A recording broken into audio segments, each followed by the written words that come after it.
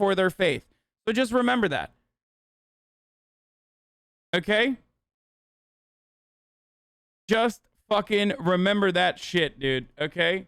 Check this thread from the morning of. What the fuck is this, dude? Okay, I don't even want to know what that is. Now, let's get to the post 9/11 thread of people just posting the wildest shit they remember from 01 to 06. People thought Osama had an entire mountain hollowed out that he was using as his base, and that's why Al-Qaeda was hard to find, and that's how somehow a group of like 30 dudes arranged this. Osama bin Laden was also a developer, if you guys remember. I've talked about this before. This was like unironically reported on. Osama bin Laden's mountain fortress.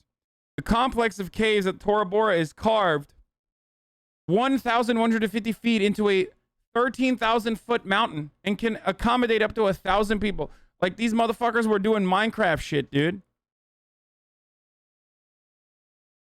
Okay?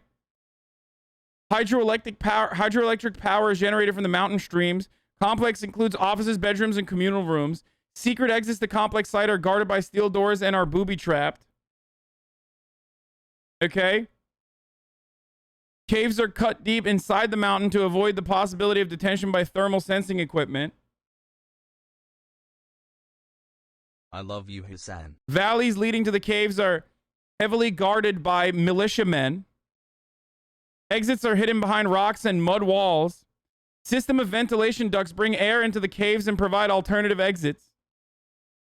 Main entrance is through a 50-foot tunnel wide enough for a car. There have been reports that bin Laden has been moving around in the area on horseback. Arms and ammunition, including Stinger missiles, are stored in underground armories. I wonder where they got the Stinger missiles from.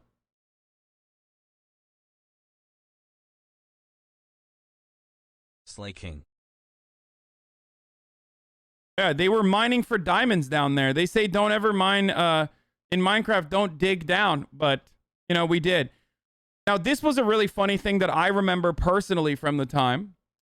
America hated France more than we normally do and more than they deserve to be hated on. Why? Because they refused to be a part of the retaliation. So at the time, because they refused to join the OIF, we decided it was no longer French fries, but they were called freedom fries. Okay? George W. Bush's approval rating at the time skyrocketed to historic highs at 90%. Tax, much like chat isn't prepared like 94% or something. The entire country was uniting around the American empire, was uniting around the American president, and was absolutely angry and bloodthirsty and wanted to fucking kill anything and everything that resembled those who had attacked us and killed 3,000 innocent civilians. Okay? The Speaker of the House was a pedophile wrestling coach, Dennis Hastert. He's a record holder for being a prolific rapist of little boys, but also a record holder for the longest Speaker of the House at the time. Still is, I think, to this day. He still holds that record. Dennis Hastert, of course, is a Republican, by the way, so whenever fucking Republicans try to tell you, like, Democrats are pedophiles, just remember, Dennis Hastert, prolific wrestling coach, pedophile. Not much has changed. We got Jim Jordan, who himself did not do the pedophilia, but overlooked the pedophilia. Also in charge of the athletic department in Ohio that had a pedophile wrestling coach. So that's a fun little tidbit of like how the figures change, but the actions don't. Okay, so Dennis Hastert was a pedophile wrestling coach. Men brought cases of French wine and poured them into the Chesapeake because the French were refusing to join the OIF.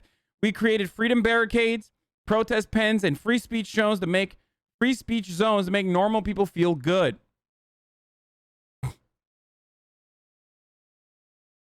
Protesters gather at the French consulate. Demonstrators attack country's stance on war and boycott products. We wanted to boycott French products because they did not want to go along with our psychotic fucking endeavors. Okay?